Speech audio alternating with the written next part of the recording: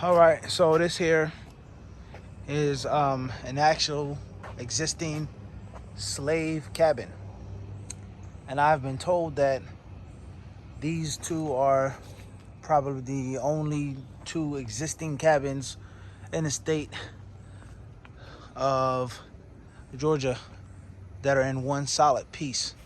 Wallahu alam. So you see a well right there, twin cabin there. Look at that stonework.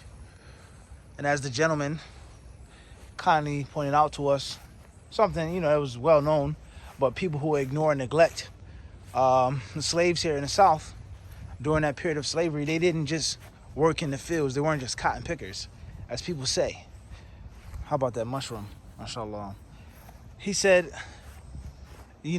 any and every skill that was needed, there were slaves who did it.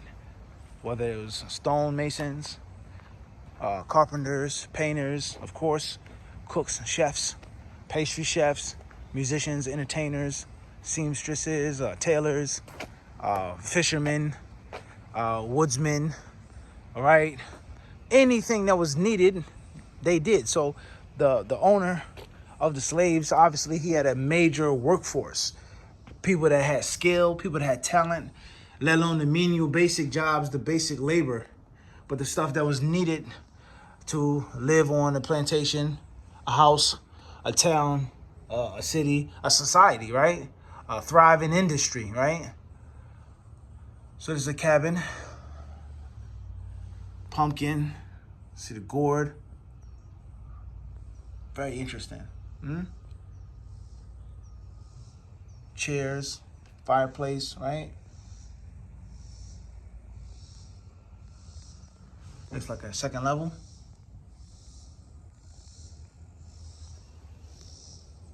Some information about the slaves from 1830. It's pretty old. 30 years before the Civil War, 35 years before emancipation or whatever. So imagine if you lived here, if this was your house, this is where you had to stay and live and sleep. To be honest with you, alhamdulillah, I'm just being real, it ain't that bad. Compared to some things that you may think about of like total horror, right? There are people who lived in this cabin that may have been better taken care of than people that were free. That's a fact. We're not here to get into no philosophical arguments on slavery in the South, antebellum period. Slavery in general, inside and outside of Islam. We're not here to talk about none of that. But just one of the arguments they would make were, okay, slaves, they know where their food is. They know they have a roof over their heads. They have someone to protect them, to keep them safe. They're not just being, violated and taken advantage of. They're living. They eating, they're sleeping, etc. We're not here to talk about that. Is that right? Is that wrong? That's not the point. The point is that you see the cabin is not the worst living condition. I'm sure you've seen in real life, a movie, a documentary, living conditions that are 10 times worse than that. That's the only point we're trying to get to, right? Wallahu alam. And just think about some of the different plants and the herbs, the foods, the fruits, the vegetables, some of the different teas that some of those slaves had and used, and Allah knows best to keep them healthy or to give them the energy to work those long hours of labor, right? Okay, protect them from the heat, from dehydration, whatever the case may be, huh? How they were resilient. They adapted to survive. And there were many races and nations and people who couldn't adapt and who couldn't survive. Their bodies weren't tough enough.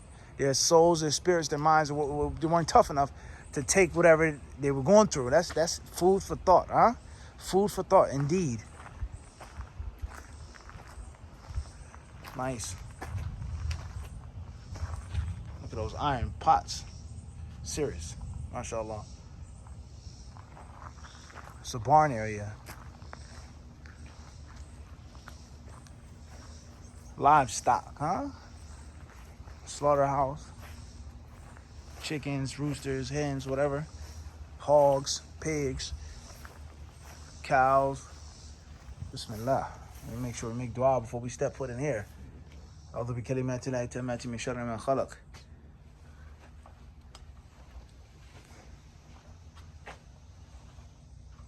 cotton gin. Major revolutionary invention that changed the game of cotton. Cotton is a major, major, major commodity of the South and of other parts of the United States and of the world. And the gentleman told us that before the invention of the cotton gin, extracting the seeds from the small short branch or short stem cotton was very difficult. And most cotton came from Egypt. They had long stem cotton, Egyptian cotton, as they say, right? So when the cotton gin was invented, nothing was the same. That changed the game forever, right? And the industry boomed, soared. Look at that sack of cotton, huh? And they say, what? You got to fill that up. Huh? If you come back, your quota is short, it's halas, game over. You better make sure that sack is full, boy.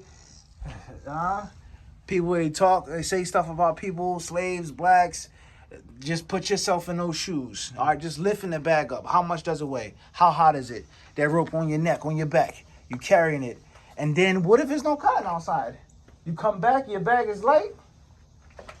You figure it out, huh? It's interesting, man. Very interesting. The ginning room.